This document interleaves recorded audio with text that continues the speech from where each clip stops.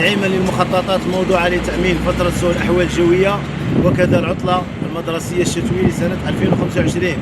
تنظم المجموعة الإقليمية للدرك الوطني بغليزان حملة تحسيسية للوقاية من حوادث المرور تمتد من 21 ديسمبر 2025 إلى غاية 10 جونفي 2026، وذلك بمشاركة مختلف الشركاء الفاعلين في ميدان سلامة المرورية تحت شعار التقيد بقانون المرور هدفه سلامة الجميع، حيث سترتكز الجهود على التحسيس من مخاطر تجاوز السرعة المحددة قانونا، المناورات الخطيرة والتجاوز الخطير، إرشادات ونصائح لقيادة وقائية لجميع فئات السواق، التعب، النعاس، الإرهاق والإلهاء وتأثيرها على القدرة على السياقة، التحلي باليقظة واحترام قواعد السياقة السليمة بالخصوص أثناء فترة التقلبات الجوية، تخفيض السرعة وزيادة المسافة الأمنية في حالة وجود جليد أو رياح شديدة أو أمطار غزيرة.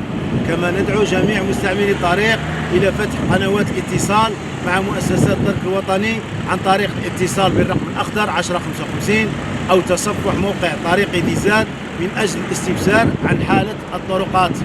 والله يفتح لكم ما مدير القانون صح.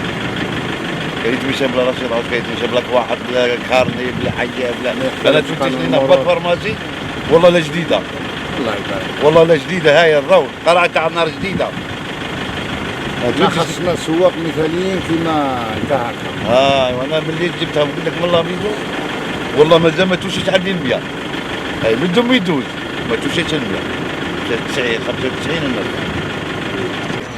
الشركه تاعكم هذه نعم نعم راه توعيكم بيان سور عندنا كل شهر قلت لك نقروا واش نديروا في الطريق وواش نحبسوا وبلايص اللي نحبسوا فيهم كيفاه وكي دايرين ويكون الامان ويكون كيما نقولوا مثلا باراج امني ولا الا تحبس عداه وما تلقوش روحك برا في الخلا ولا حاجه. اللي تكون اماكن عموميه كيما نقولوا هنا ستاسيون باراج هذه. وكيما قلت لك الشاب هذا اللي جان هذو اللي مادامكم في هذا الموضوع هذا وفي هذه الحمله هذه وعوهم زيدوا فكروهم وعوهم فهموهم قولوا لهم باللي مهما كانت الظروف يليق الانسان ينقص من السرعه. هذاك يقيلنا من السرعه يليق نقصوا من السرعه 80 للدرجه الاقصى للسرعه.